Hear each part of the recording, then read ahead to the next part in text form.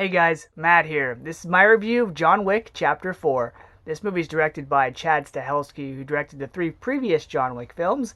This movie stars Keanu Reeves, Bill Skarsgård, and Donnie Yen. The plot of this movie is John Wick is still on the run, but now he's trying to not only clear his name, but also take down the authority known as the Table. Going into this film, I was excited because I've enjoyed every single one of the John Wick films, but I was curious, how were they going to top not only John Wick 3, but also everything they've done before? What were they going to do differently this time? How are they going to up the stakes as far as the storytelling goes? The drama, the action, the fight scenes, the gunplay, and the deaths? Well, if you're worried that they weren't going to outdo themselves, worry not, because they did, in every way. Let me start with the acting in this movie, and don't worry, this part won't be too long, because let's just say, you're not going to see Shakespeare in these movies. Keanu Reeves is John Wick. He's great. Dare I say he's perfect, because John Wick, the killer, is why we go to see these movies. I was surprised that this movie, a lot like the first one, focused on John Wick, the man, as well. And that's something that I didn't think would be possible this far into the franchise. I thought they were just going to please all the action nuts out there, and they weren't really going to focus on John Wick the person, but I was wrong, and I'm glad for it. Keanu Reeves as John Wick, he doesn't say a whole lot. Granted, there are times where he says like these, moving things, and that's something I'll get into a little later, the one-offs, the lines of dialogue that make you go, man, that's a good quote. Stuff like that is really cool, but for the most part, John Wick agrees to things, or he grunts, or he's trying to talk his way out of a situation. And I've noticed that Keanu Reeves, at least in these movies, talks a lot like maybe William Shatner does. In the sense that it's like John Wick's face and eyes say one thing, yet his mind and his mouth are trying to struggle to say what he wants to say. Like there's a delayed reaction, almost like a video game glitch, where someone would be like, "Are you ready, John?" And he'll be like,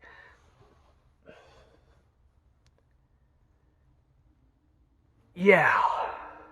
Like that. Now, as far as the other actors go in this movie, I was pleasantly surprised to see the amount of actors and actresses they brought in for this movie. I didn't think they were going to kind of do like what the James Bond movies do, where it's like, okay, so we've seen this character and this character X amount of times. So now we're going to bring in all these side characters to help flesh out the story, but also make John's journey that much better. Also, about John Wick real quick. He has this walk about him, this gait, this strut, if you will, where if the camera's focused on his upper body, his upper torso, his chest and head, if you were to see him coming towards you, you'd be like, oh my god, that man is terrifying. But at the same time, if the camera were to focus on his legs and his almost pigeon-toed walk, you'd be like, oh, he's hurt. He's hurt real bad, so this should be no problem at all. So, it's kind of a mixed bag. Keanu Reeves has like this walk. It reminded me a lot of Clint Eastwood in the old Western movies, where it's not as showy or powerful, but just like, oh man, that's a Keanu Reeves John Wick walk, alright. Just a funny observation. So, the side characters in this movie, I'm glad this film was fleshed out. Granted, it adds to the runtime, which I will get to also. But, seeing Bill Skarsgård as the villain in this movie, I liked him because he said a lot of villainous things, and it made you think that he was going to be like this big bad threat. However, I get it, as a member of the Table, you don't have to be as action-packed, or you don't have to be as skilled, or at least display that skill, like you would John Wick, a lower-tier member of this organization, if you will. But it would have been nice to see Bill Skarsgård kind of show off his action skills, as opposed to just his verbal skills. Because I bought him as the bad guy in the movie, but I wasn't incredibly impressed by him. Speaking of impressive, Donnie Yen is cast in this movie as a man named Kane, an old ally of John Wick's who's been tasked with a certain mission. Now, he plays a blind character in this film, which I would have been totally okay with had he not played that same character in Star Wars Rogue One. But I love Donnie Yen. I like him in everything he's been in. So it was nice to see him in a film like this, because this movie is slowly becoming like The Expendables as far as action stars and martial artists go. In the first film, you had Daniel Bernhardt, who was a stuntman who was in the movie Parker with Jason Statham. He's the guy in the knife scene. You'll know what I'm talking about if you've seen the movie. But also, he was in the first John Wick. The second John Wick had the two twins from The Raid Redemption. Great scene. The third one had Mark Dacascos. And now this movie has Donnie Yen and then also Scott Adkins, two of the best martial artists in the world. So I was impressed to see the caliber of people this movie brought on. Shane. Lance Reddick is also in this as his final role. It's nice to see him again. Clancy Brown makes an appearance. Lawrence Fishburne comes back as the Bowery King. This one also makes John Wick... oh no, not the second film. Okay, so there are Game of Thrones members in 3 of these films. This one was a nice surprise, considering I didn't think she'd be in anything aside from Game of Thrones. So it was nice to see her. Also, Scott Adkins. I'm glad he was in this movie. He plays like a kingpin type caricature in Germany, but it's nice to see him show off his martial arts skills, but also his character, the speech, the dialogues that he give were also memorable as well. This movie also has Clancy Brown, which I did not expect to see, but that was nice too. Also, it has, I forget his name, I'll put it in the video, the man that played Scorpion in the latest Mortal Kombat film. He was also in The Last Samurai and a couple other things. Nice to see him as well, especially when he got to fight. That was cool. We also have a new addition in the character of Mr. Nobody. He's a sniper, and he reminds me a lot of the Willem Dafoe character in the first film, where he appears throughout the film, and you're not really sure if he's a good guy or a bad guy or what his motivations are, but they become clear eventually. And so seeing him and his little ally was a nice touch. It added some comedic relief to this movie. The movie doesn't have a lot of funny moments, but when they do, you'll be sure to laugh, because it doesn't try to make it a comedy, but it does have moments where you're like, okay, that's silly, but it gets a chuckle from me, because it's like, alright, it's not all serious fighting and action, but there's some comedy in there too, and it's welcomed. Now on to my gripes with the film. The biggest one is the runtime.